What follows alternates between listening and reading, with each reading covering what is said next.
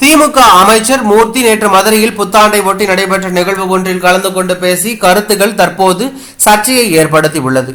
குறிப்பிட்ட சமுதாய மக்களை உயர்த்தி கூறும் வகையில் சில கருத்துக்களை அவர் பதிவிட்டுள்ளார்.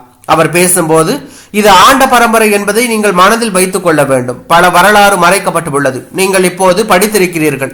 மற்ற சமூகத்தில் 4 பேர் உயிரிழந்தார்கள், 2 பேர் உயிரிழந்தார்கள் என்பதை பெரிதாக பேசுகிறார்கள். ஆனால் சுதந்திரத்திற்காக 5000 10,000 பேர் இந்த சமுதாயத்தைச் சேர்ந்தவர்கள் உயிரிழந்துள்ளார்கள் என்பதை வரலாற்றை புரட்டி பார்க்க வேண்டும். ஆங்கிலேயர்கள் கோவில் சொத்துக்களை கொள்ளையடித்துச் செல்வதை தடுக்க இந்த சமுதாயத்திலிருந்து 5000 பேர் இறந்துள்ளார்கள். உசிலம்பட்டியில் கூட 14 பேர் சுட்டுக் கொல்லப்பட்டார்கள்.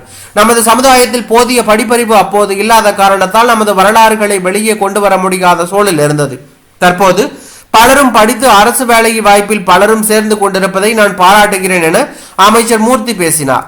அமைச்சர் மூர்த்தி அவர் சார்ந்த சமுதாயம் பற்றி பேசினாரோ அல்லது வேறு சமுதாயத்தை பற்றி பேசினாரோ, எப்படி இருந்தாலும் குறிப்பிட்ட சமூகத்தை உயர்த்தி மற்ற சமூகத்தை விமர்சித்து பேசுவது என்பது விமர்சனத்திற்கு உரியது என்று பலரும் கருத்து தெரிவித்து வருவது பரபரப்பையும் அதிர்ச்சியும் ஏற்படுத்தி உள்ளது.